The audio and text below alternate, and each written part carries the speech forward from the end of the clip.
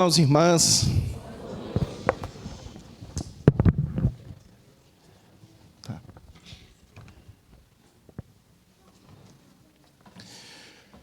Pois bem, meus irmãos, eu me chamo Antônio Neto, eu hoje moro em Pinhais, no Paraná, na Grande Curitiba, mas eu sou cearense, sou do interior do Ceará, da cidade de Canindé, cidade conhecida por ser uma das maiores romarias de São Francisco do mundo, e vocês vão entender por que eu estou dando essa informação mais para frente. Mas hoje, então, meu trabalho, meu ministério é exercido ali em Curitiba, sou casado, tenho 3 meninos, tá? E o pastor Diego me fez esse honroso convite de estar aqui com vocês, comemorando os 18 anos de aniversário dessa igreja. Então, como eu disse ontem, quando essa igreja estava surgindo, eu estava casando. Então, há poucos dias atrás, eu comemorei 18 anos de casado, tá? Então, muita coisa para comemorar aí nesse tempo, né? E, meus queridos, ontem eu introduzi os irmãos no assunto da nossa conferência. O assunto que foi me dado para trabalhar com vocês é uma igreja para o século 21. Eu, então, expliquei para os irmãos que há uma carta no Novo Testamento que foi escrita para lidar com alguns desafios que igrejas estavam enfrentando à luz de algumas importantes mudanças que estavam acontecendo na época em que essa carta foi escrita, no caso, no século I. Então, a primeira epístola de Pedro, você poderia, se você quiser dar um título para a primeira carta, para a primeira epístola de Pedro, você poderia dar o título Uma Igreja para o século I. Então, é uma carta muito boa para a gente ler, para a gente conferir, para a gente aprender com ela sobre como, então, deve ser uma igreja para os tempos em que nós vivemos. E ontem eu enfatizei que uma igreja para o século 21 é uma igreja que compreende a sua identidade, que o mais fundamental, o mais importante, a base para que uma igreja consiga sobreviver, avançar, à luz das diversas mudanças que acontecem na sociedade, na sua época, é que ela compreenda quem ela é que ela compreenda a sua identidade. E no capítulo 1, versos 1 e 2, o apóstolo Pedro estabelece ali os 2 elementos essenciais da identidade da igreja. A igreja é um povo peregrino, forasteiro, e a igreja é um povo eleito. Nós somos peregrinos, e isso diz respeito, portanto, a como nós devemos viver, e nós somos um povo eleito, e isso diz respeito à missão que Deus nos deu. Agora, nessa segunda mensagem, meus irmãos, eu quero ainda trabalhar um pouco do que nós vimos ontem, mas avançando um pouco mais, trabalhando com vocês um dos aspectos mais complexos, um dos aspectos mais difíceis, no que tange ao relacionamento da igreja com a sua época, com o seu tempo. Eu me refiro à relação da igreja com a cultura. Nós somos um povo, uma comunidade, que vivemos dentro de uma cultura. Somos parte de uma cultura neste mundo.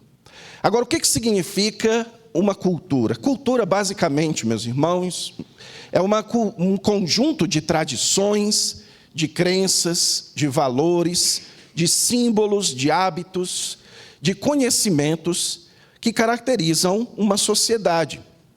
Cultura é algo que é passado de geração em geração, através de diversos meios, especialmente nos nossos dias, através dos grandes meios de comunicação, como a TV, como a internet, o cinema e por aí vai.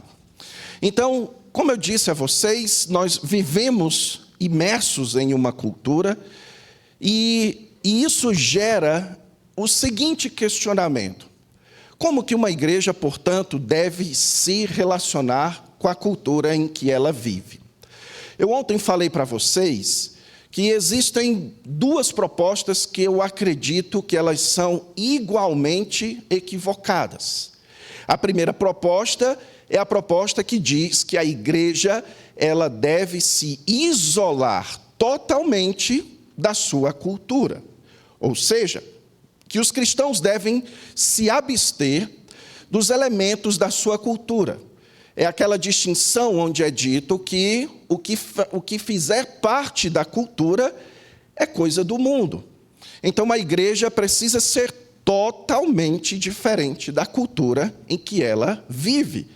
E aí a igreja ela vai ter a sua própria cultura.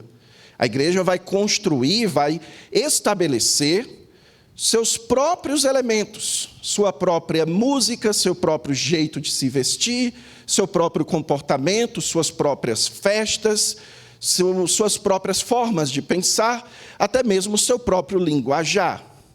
Então, essa é a atitude em relação à cultura de separação total, de isolamento da cultura.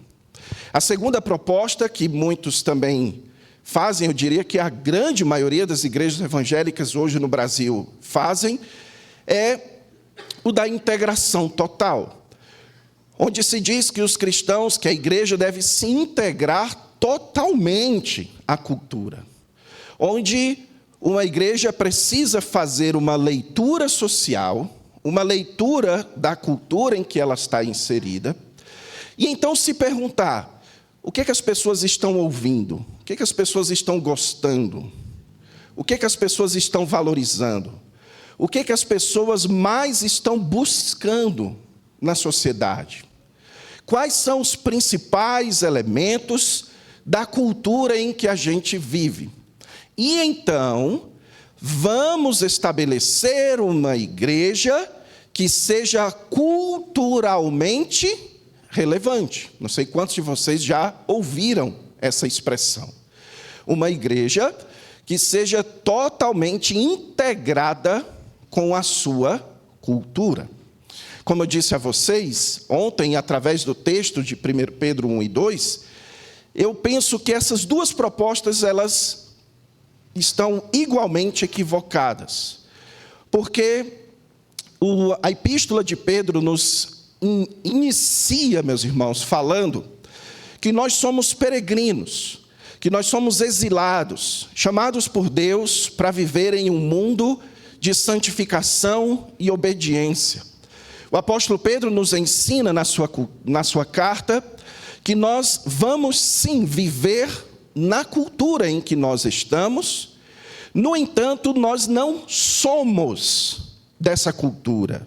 Nós vivemos neste mundo, participamos da cidade em que nós estamos, participamos do bairro que nós moramos, nós participamos da nossa sociedade, mas não somos parte dela. Lembra da ilustração que eu trouxe aqui para vocês, de como eu, como cearense, sofria diversas dificuldades quando eu morava no Rio Grande do Sul, e ainda sofro morando em Curitiba. Então, quando morando em Curitiba, eu me integro de alguma forma àquela cultura, eu vivo ali, eu faço parte dali, mas em algum ponto eu serei diferente. Em algum ponto haverá pontos em que as pessoas vão me ouvir e vão dizer: ele não é daqui. Quando, por exemplo, eu abro a boca. A pessoa pergunta: como eu posso lhe ajudar? Aí eu então digo: eu quero 2 sanduíches. A pessoa já percebe que eu não sou curitibano, só pelo meu sotaque cearense, certo? Lembra da história quando eu fui pedir uma caneta para um pastor lá no Rio Grande do Sul? E lá no Ceará, tudo é bicho. Então, esse bicho aqui é o tablet, esse bicho aqui é para filmar. Aí eu pedi para o pastor: me passa esse bicho aí. E ele não entendeu. Ali ficou marcado a diferença. Então, ser um peregrino, ser um forasteiro, envolve isso, meus irmãos. Que nós somos parte, mas somos diferentes. Nós participamos, nós nos integramos até certo ponto, mas nunca totalmente. E hoje, então, eu quero aplicar esse conceito ao relacionamento da igreja com a cultura. E é isso que o apóstolo Pedro faz no capítulo 2, versos 11 e 12. Eu peço, então, que você abra a sua Bíblia na primeira epístola de Pedro, capítulo 2, e nós vamos ler dos versos 11 e 12.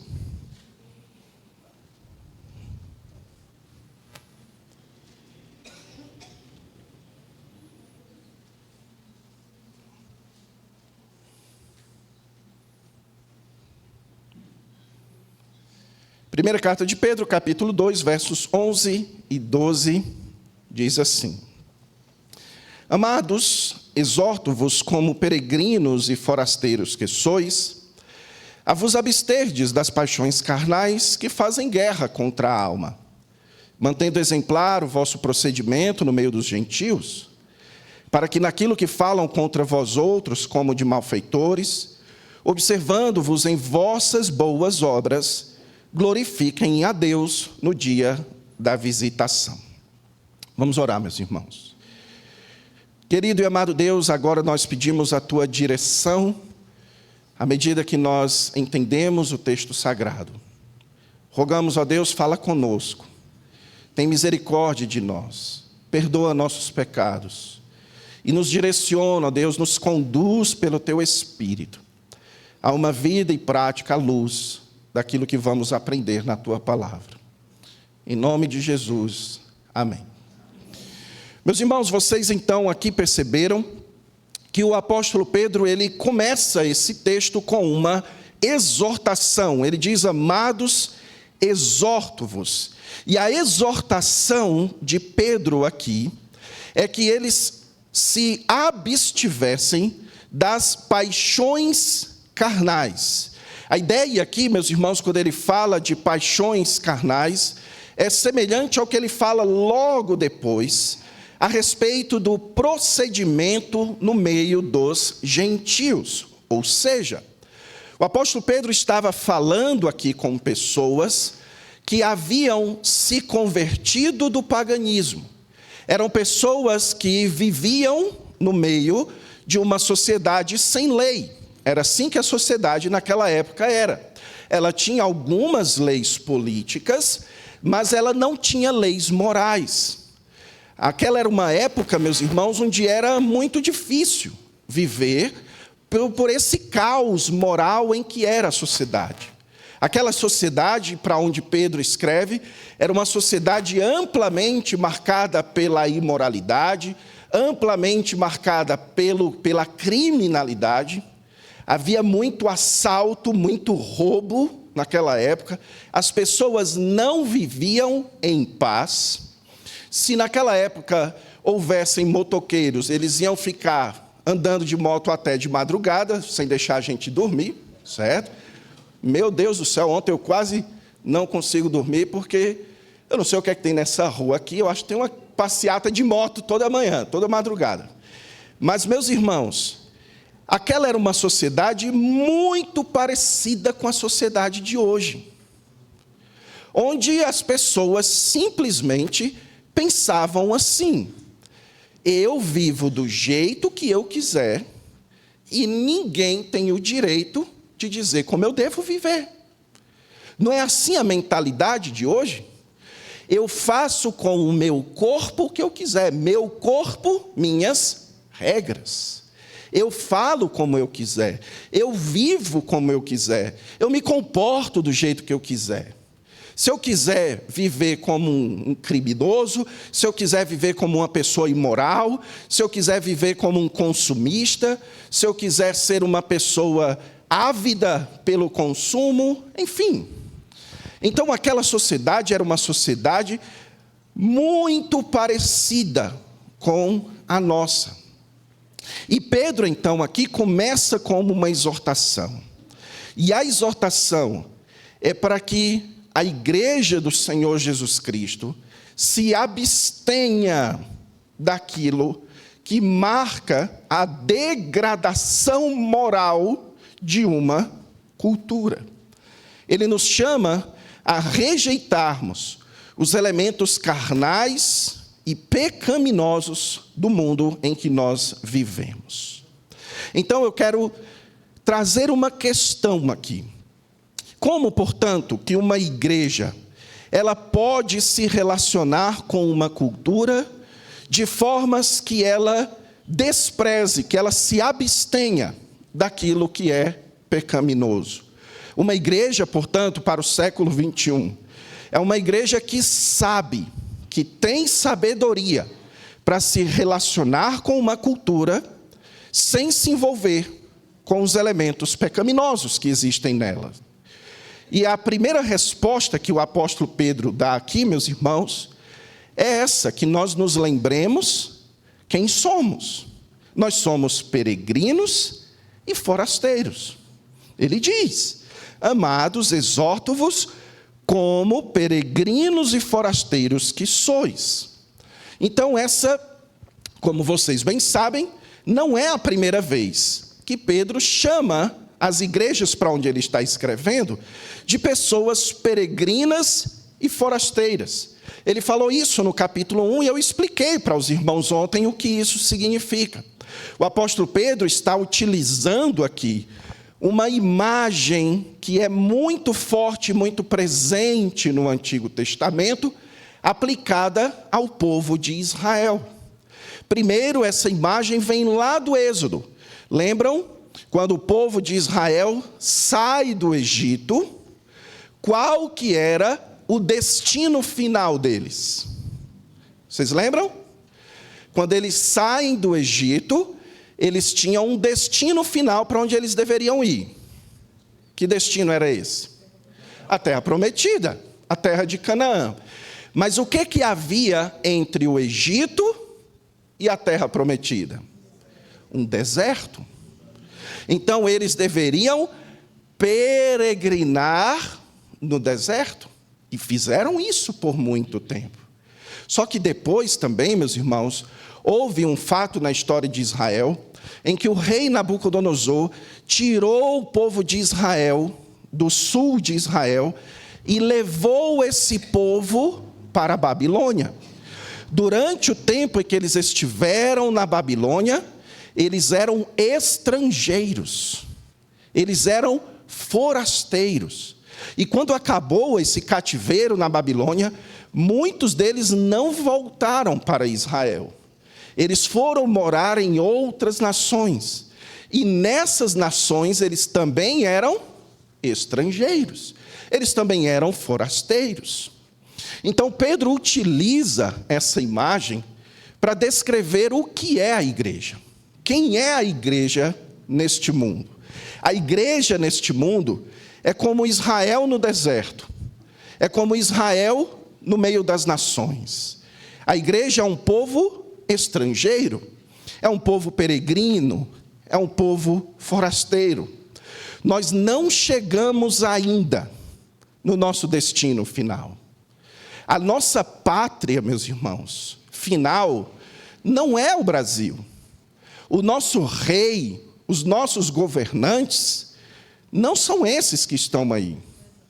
A nossa terra final não é essa. Nós estamos de passagem. E enquanto estivermos aqui, nós somos estrangeiros aqui. Nós somos daqui, vivemos aqui, mas somos estrangeiros, somos forasteiros. E isso significa, portanto, que ser peregrino, ser forasteiro, é você estar em um lugar, é você participar desse lugar, mas ainda assim ser diferente. Você não vai conseguir jamais ser totalmente igual. Você não vai. Se você é um peregrino, se você é o estrangeiro, você nunca vai conseguir ser totalmente igual. Então, lá em Curitiba, por exemplo, tem muitos venezuelanos e cubanos lá. E sempre que eu encontro com um, eu pergunto: você está aqui no Brasil há quanto tempo? Tem alguns deles, meus irmãos, que estão lá em Curitiba há 17 anos. Esses dias agora, eu encontrei uma numa recepção e ela disse: eu estou aqui há 17 anos. E eu pensei, ela está há 17 anos e ela ainda não perdeu o sotaque espanhol que ela tem. Ela abre a boca e a gente percebe que ela não é daqui. Isso é ser estrangeira, isso é ser peregrino. Então você está no lugar, você convive nesse lugar, você compartilha das coisas desse lugar, mas você ainda é diferente. O ponto é, a pergunta é: em que aspectos a igreja tem que ser diferente? É isso que a gente tem que pensar à luz desse texto. Em quais aspectos é que a igreja não pode abraçar a cultura da sua época? A resposta de Pedro, meus irmãos, é naqueles aspectos que refletem as paixões carnais.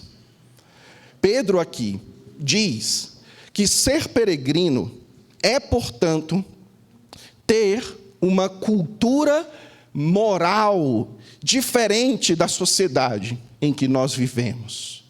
Pedro enfatiza que, por sermos peregrinos e forasteiros, a gente vive neste mundo, mas a gente não vai conseguir, nós precisamos desprezar os aspectos da nossa cultura, da nossa sociedade, que refletem desejos, que refletem paixões, que são pecaminosas e que ofendem a Deus. E Pedro, inclusive, diz que essas paixões carnais fazem guerra contra a nossa alma. Ou seja, meus irmãos, nós somos peregrinos em guerra. Sabiam disso? Esses dias eu assisti um documentário, algum tempo atrás, eu assisti um documentário sobre os indígenas aqui no Brasil. E aí o líder de uma tribo indígena aqui no Brasil, ele disse o seguinte, que enquanto os brancos, ou seja, a grande maioria de nós, estivermos nessa terra, nós estaremos em guerra, que é dever dos indígenas no nosso país lutar para que nós, brancos, devolvamos as terras para eles. Então, essa ideia de você viver num estado de guerra, numa guerra constante. E o que Pedro está falando é que a gente vive assim. De que viver na cultura, e viver na nossa cultura do século 21, é viver num estado constante de guerra. É você entender, meus irmãos, que existem aspectos na sua cultura, na cultura em que a gente vive, que não apenas não são cristãos, mas que são anticristãos. Você precisa saber que na sociedade que você vive, que no cinema que você assiste, que na Netflix que você assina, que no Instagram que você entra, eu não vou falar do TikTok, porque eu tenho certeza que ninguém aqui tem TikTok, certo? O que Pedro está nos ensinando é que em diversos lugares, ambientes de divulgação da cultura que nós devemos viver, haverá aspectos que não apenas não são cristãos, mas que são anticristãos, que estão ali para guerrear contra quem nós somos, que estão ali para desvirtuar a sua forma de pensar, que estão ali para construir na sua mente uma forma de pensar que é contra Deus, e muitas dessas coisas a gente nem percebe que está sendo ensinada assim. Muitas dessas coisas a gente simplesmente recebe e reproduz e nem percebe que nós estamos indo, na verdade, contra a nossa própria alma, a nossa própria fé. Portanto, meus irmãos, o que Pedro nos ensina aqui é que a nossa condição, nossa identidade neste mundo deve determinar a nossa relação com este mundo. Mesmo com toda a insistência que esse mundo tem para que nós vivamos como qualquer pessoa, para que nós nos integremos a todos os aspectos da nossa cultura, nós precisamos resistir àqueles aspectos da cultura em que a gente vive, que refletem as paixões, os desejos pecaminosos. Há um livro que eu recomendo para quem quiser ter uma leitura extremamente instigante, de uma obra de um escritor bem conhecido, cristão, chamado C.S. Lewis. Ele escreveu um livro chamado Cartas de um Diabo a Seu Aprendiz, onde nesse livro ele imagina como que seria um demônio ensinando ao seu sobrinho a como tentar as pessoas. E lá para umas tantas, nessa obra, o demônio tio, recebeu uma carta do seu sobrinho, e ele responde dizendo assim: fiquei bastante contrariado com a notícia de que o seu paciente se tornou cristão, mas não há motivo para desespero. Centenas desses novos convertidos adultos foram recuperados depois de uma breve estada no campo do inimigo e agora estão de volta conosco. Todos os hábitos do paciente, tanto mentais quanto físicos, continuam militando a nosso favor. O que o C.S. Lewis nesse texto diz, meus irmãos, é que um dos grandes perigos para a nossa alma é você ser um cristão com hábitos e desejos de um não cristão. Lewis aqui, ele mostra que essa é uma das grandes estratégias de Satanás. Que você tenha uma fé, que o seu aspecto religioso tenha uma confissão de fé, só que essa fé seja diferente da sua conduta moral, da sua cultura moral, onde a sua fé não determine a forma como você vive, mas sim a cultura em que você está inserido. E quando eu falo de cultura, meus irmãos, eu me refiro, portanto, a esses diversos aspectos da família, da religião, da tecnologia, as festas, o dinheiro.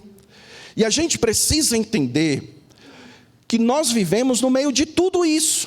Nós temos famílias, nós temos relações familiares, nós temos uma prática religiosa, nós utilizamos da tecnologia, você utiliza o seu celular, o seu aparelho, a igreja aqui utiliza diversos elementos tecnológicos. A gente celebra festas como festa de aniversário e muitas outras coisas. A gente precisa de dinheiro, a gente corre atrás do dinheiro. Tudo isso faz parte da cultura do mundo em que nós vivemos. Só, meus irmãos, que nós temos que entender que mesmo que a gente viva no meio de tudo isso, nós ainda somos diferentes. Enquanto a gente vive numa cultura popular que dissolve a família, que estimula a imoralidade, que estimula a liberdade sexual, o cristão é estrangeiro a tudo isso. As pessoas olham a forma de pensar do cristão e acham esquisito. Quando o cristão diz, por exemplo, que a relação deve ser mantida para dentro do casamento, isso é extremamente esquisito nos dias de hoje. Quando o cristão diz, por exemplo, que a mulher deve se preservar para o seu marido, isso é extremamente esquisito. Como nós vimos hoje de manhã, que a liderança masculina não é subjugar ou mandar na mulher, mas viver para servi-la. Isso é extremamente esquisito. Vá dizer isso para um homem por aí. Vá dizer isso para um homem por aí, que você como homem quer viver para servir a sua mulher. Eles vão lhe chamar de besta. Que você não tem que fazer isso com a mulher não, que a mulher vai pisar em você. Vai se aproveitar de... ou não é assim? Então, meus queridos, quando uma igreja, ou quando nós começamos a nos integrar com esses hábitos e desejos que são carnais e pecaminosos, nós estamos deixando de ser peregrinos e passando a pertencer totalmente a este mundo. E eu diria, meus queridos, que é aqui que jaz a raiz da apatia espiritual. A igreja moderna, meus irmãos, nos dias de hoje, sofre muito com isso, com apatia. É como se as pessoas hoje não gostassem mais tanto de ser crente. A razão para isso é porque nós normalizamos os aspectos pecaminosos da nossa cultura. As igrejas, a maioria das igrejas de hoje, meus irmãos, elas giram em torno desses aspectos pecaminosos. Então vamos pensar aqui em termos práticos. Vamos trazer tudo isso que eu estou falando para algumas questões práticas. Vamos pensar na música da igreja. Eu vou logo para o assunto mais polêmico de todos, certo? Vamos pensar na música da igreja.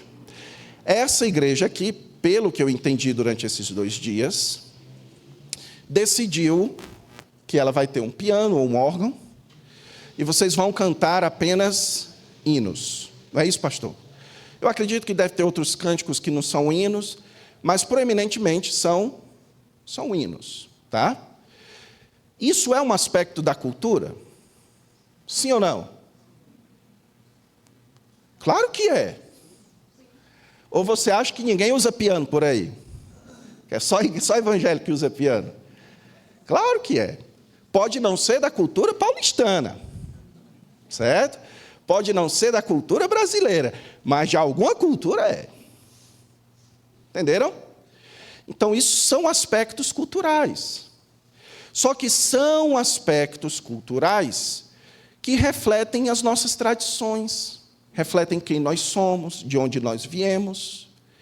Agora, imagine que o pastor Diego, então, pense o seguinte: eu quero fazer essa igreja crescer.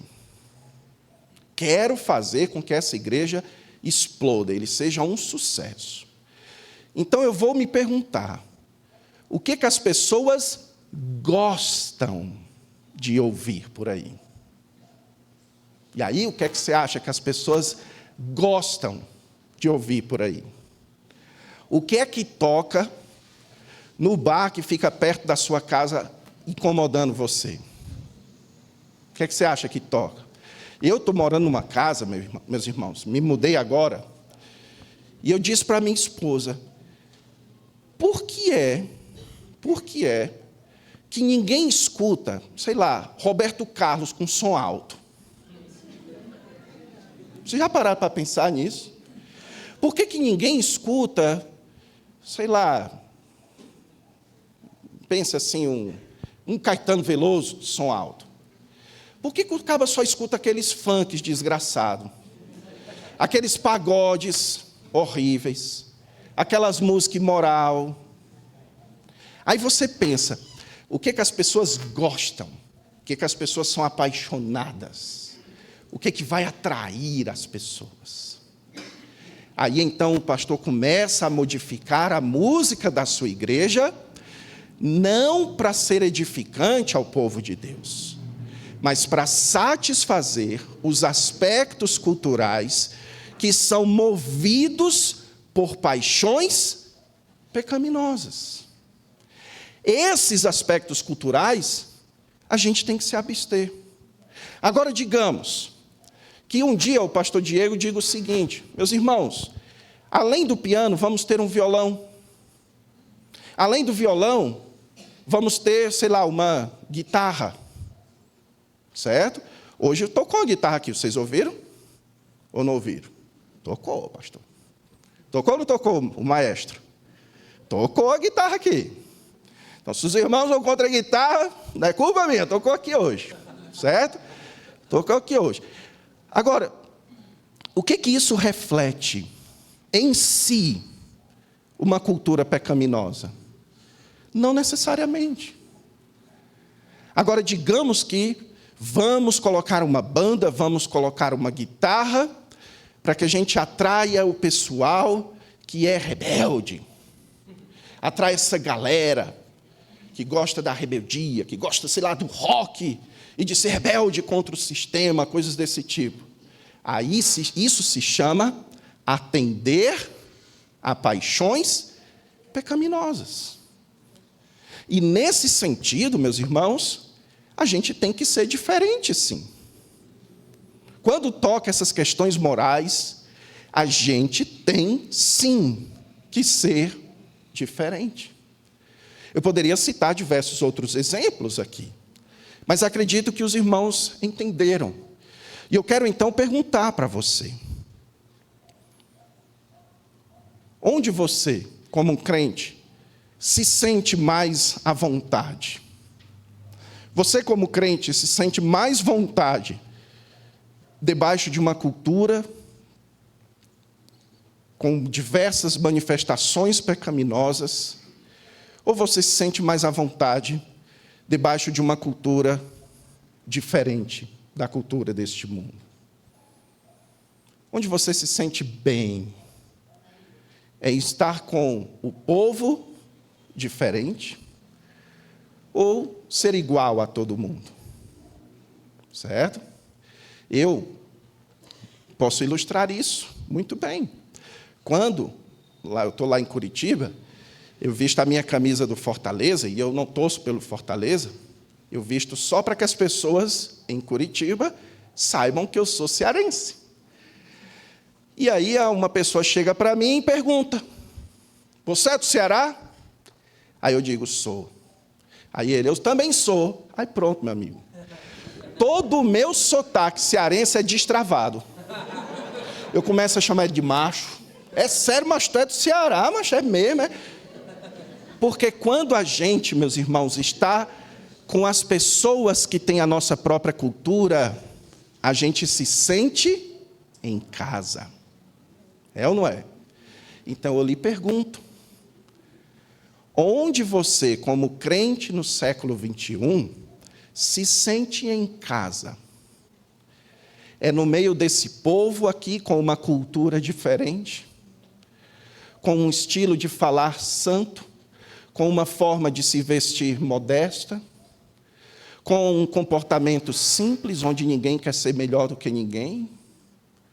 Ou você se sente bem, onde a imoralidade é celebrada, onde o linguajar chulo é celebrado, onde o consumismo, o desejo pela riqueza, o desejo pela satisfação de prazeres é celebrado? Então, nós precisamos nos relacionar com a cultura como peregrinos. E como peregrinos, sempre seremos diferentes.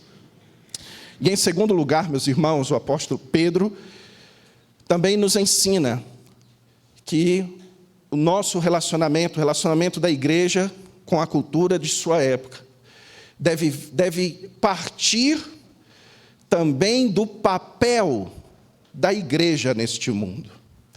No verso 12, ele vai falar qual é o nosso papel, qual é a nossa missão, qual é o nosso trabalho no meio da nossa cultura. Ele descreve isso no verso 12, dizendo: mantendo exemplar o vosso procedimento no meio dos gentios. Mantendo o exemplar, meus irmãos, literalmente significa procurando ter uma boa reputação. É você procurar, é você entender que quando a igreja, quando os crentes da igreja estão espalhados na cidade, estão espalhados nos diversos ambientes em que eles estão, é nosso papel sermos um bom exemplo. sermos uma boa influência na cultura em que nós estamos. Por exemplo,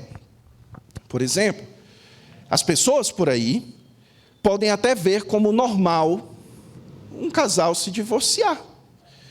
Muita gente vê isso até com bons olhos.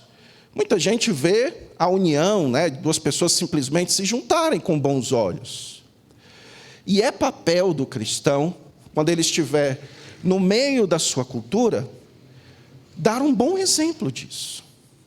Um bom exemplo de como o cristão deve pensar. De como o cristão pensa, como o cristão faz. É dar um exemplo de um casal cristão que se ama, que se respeita, que luta pelo seu casamento, que nada contra a maré.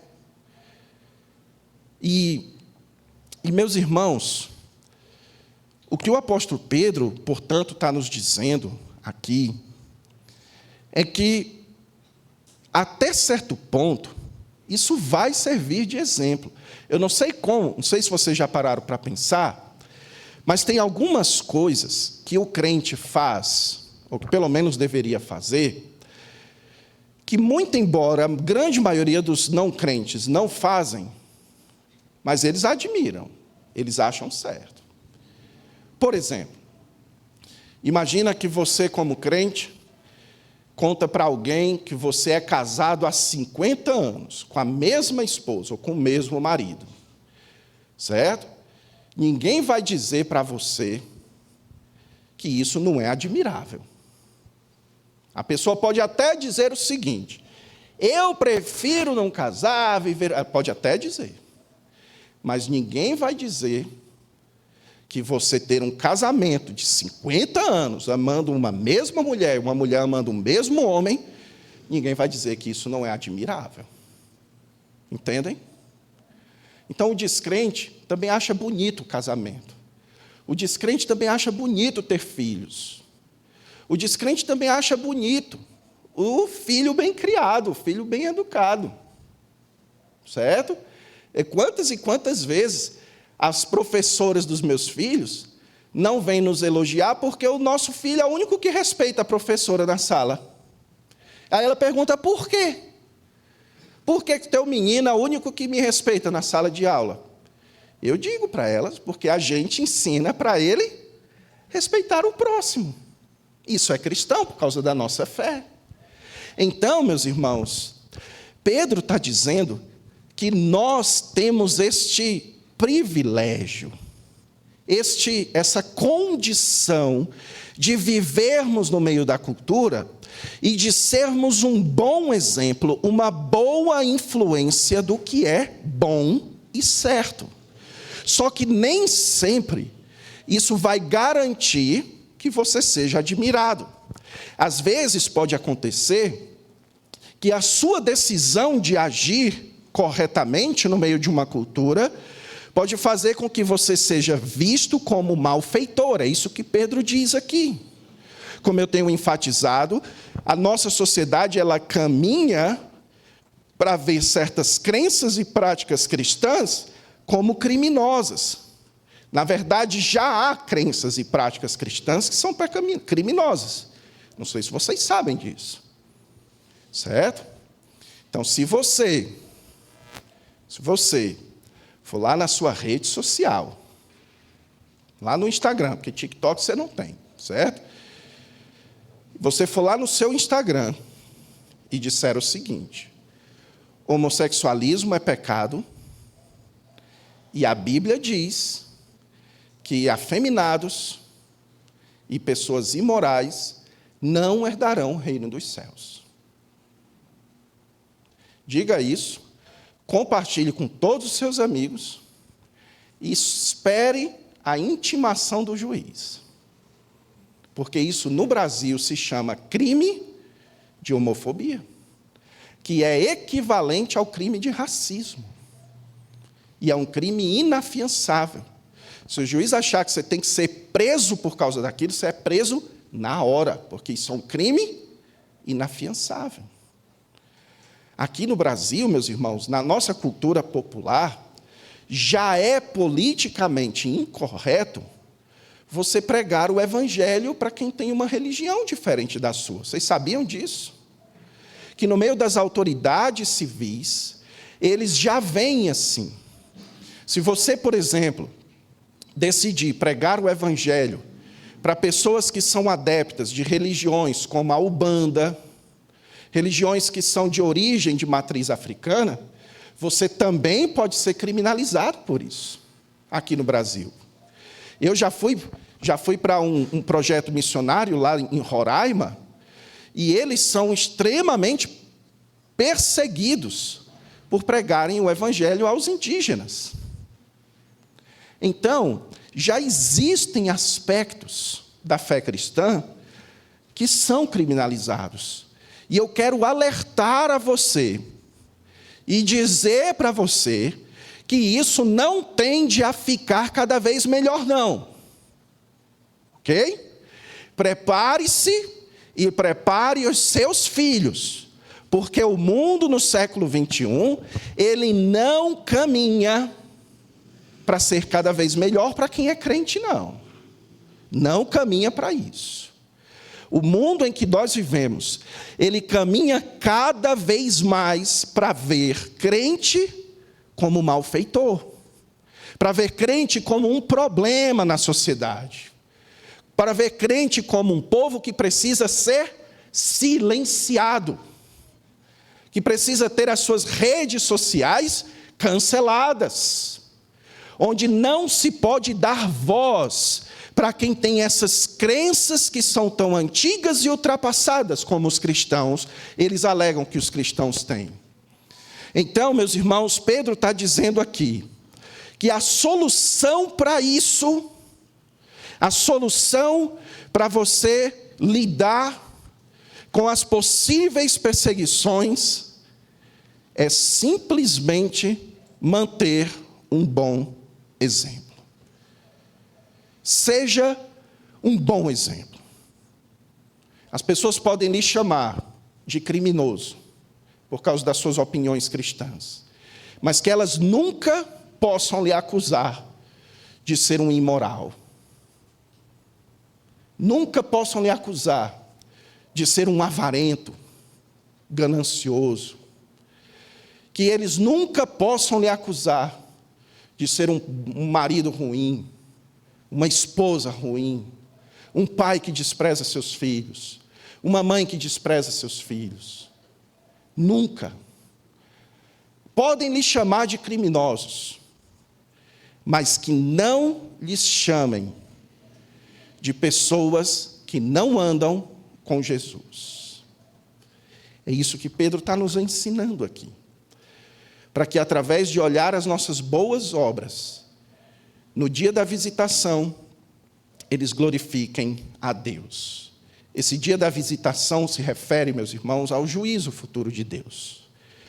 Haverá de chegar um dia em que as práticas cristãs, o comportamento cristão que hoje é rejeitado, ele será exaltado. E esse dia será o dia do juízo.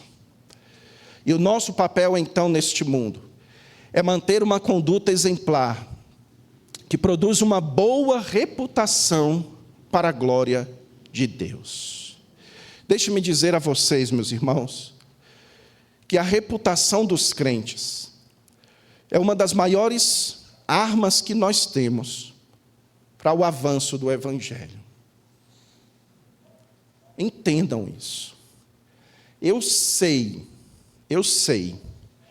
que a pregação do Evangelho é o que converte corações. Certo? Eu sei.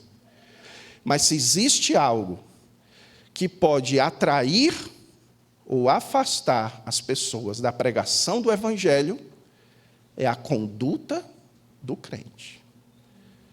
É a forma como o crente vive. As pessoas no seu trabalho, elas observam como você vive. Elas observam como você se comporta. Elas observam a sua cultura moral. E se a sua cultura moral for distinta da sua fé, as pessoas vão pensar o quê? Que tipo de fé é essa? Que pessoa hipócrita é essa? É ou não é? Se existe algo que pode afastar ou atrair as pessoas, é a nossa cultura moral. E o que a gente aprende, meus irmãos, é que parte integral da nossa missão neste mundo é construir uma reputação genuinamente cristã na sociedade em que a gente vive. Inclusive como igreja, meus irmãos. Inclusive como igreja. É a igreja ser um bom exemplo na nossa sociedade. Infelizmente, o que a gente tem é o contrário disso. Não nessa, mas na grande maioria das igrejas. O que a grande maioria das pessoas hoje em dia pensam de igreja evangélica é o pior possível. Quando eu fui missionário lá na cidade de Passo Fundo, no Rio Grande do Sul, a gente decidiu sequer usar o termo batista no nome da nossa igreja.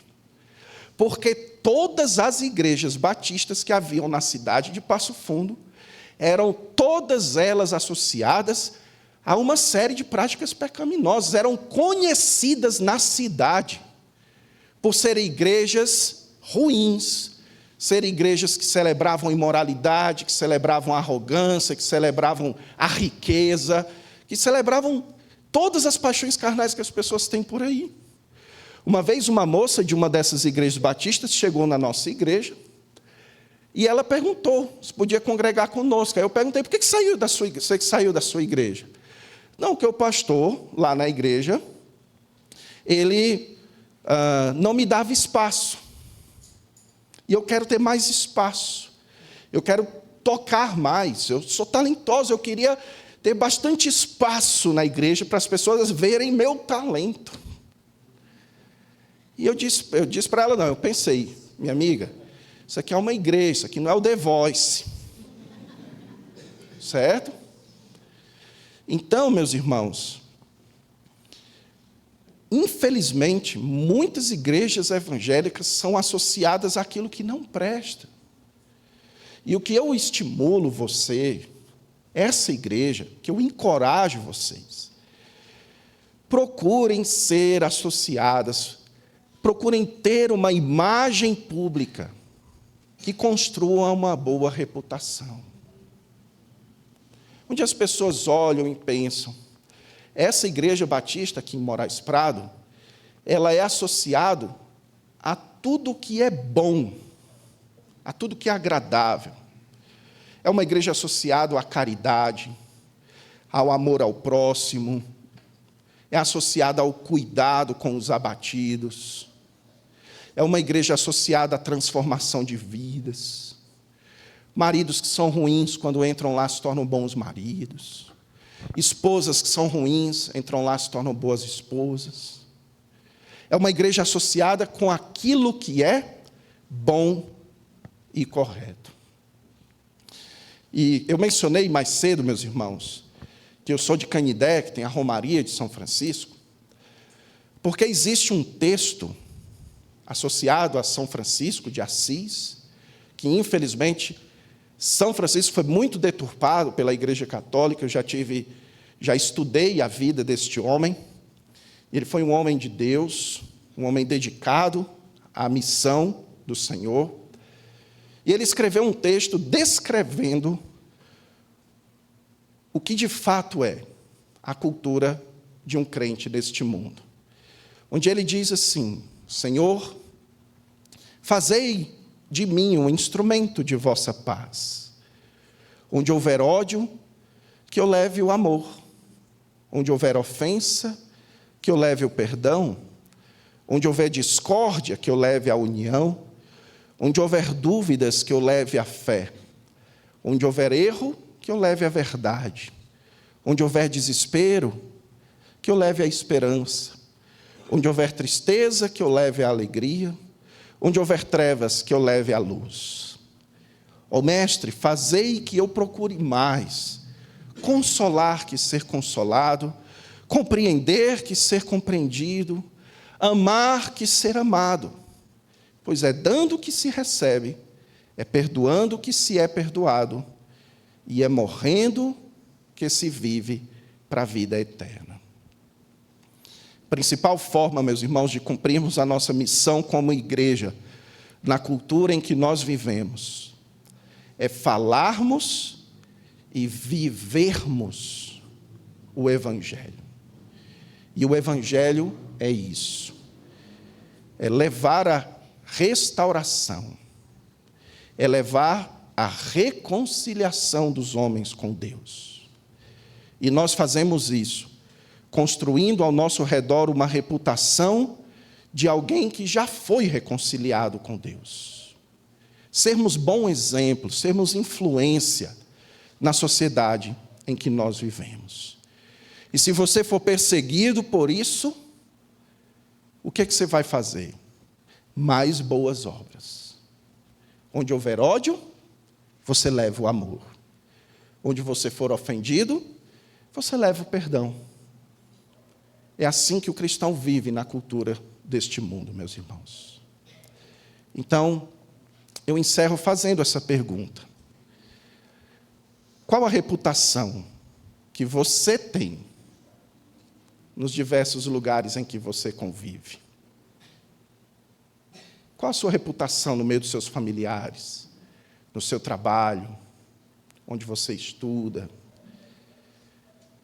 Qual a reputação dessa igreja? Como que essa igreja é vista nessa sociedade? Como um bom exemplo? Como um lugar de restauração de vidas? É assim como a igreja se relaciona com a cultura em que ela vive. Como peregrina, se abstendo daquilo que é pecaminoso. E como um bom exemplo, influenciando naquilo que é bom. Vamos orar. Amado Deus, agradecemos a Ti, Senhor, mais uma vez pela Tua palavra. Eu rogo a Ti, ó Pai, que o Senhor abençoe essa igreja, abençoe esses irmãos, para que a Tua palavra encontre terreno fértil aqui nessa noite, Senhor.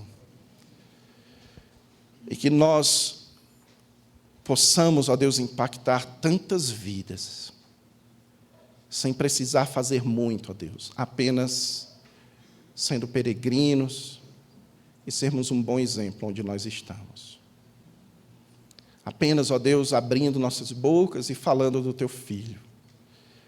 E que as pessoas, ao verem nossos atos, elas reconheçam o Teu Filho também. Ajuda, ó Pai, para que essa igreja seja uma luz para essa cidade, uma luz para esse bairro, uma luz para essa rua que passa aqui na frente, Senhor. Para que aqueles que o Senhor já tem chamado, aqueles, ó Deus, que o Senhor já tem tocado pela Tua palavra, e que procuram, ó Deus, terem suas vidas transformadas, possam olhar para essa igreja e entender que aqui não é, ó Deus, um lugar para quem quer se divertir. Aqui não é, Senhor, um lugar para quem quer enriquecer. Aqui não é um lugar para quem quer simplesmente se sentir bem. Aqui é um lugar para quem quer ter a sua vida restaurada e reconciliada com Deus. Que essa seja, ó Deus, a reputação dessa igreja, para que o Teu nome seja exaltado, para que o Teu nome seja glorificado. Em nome de Jesus. Amém.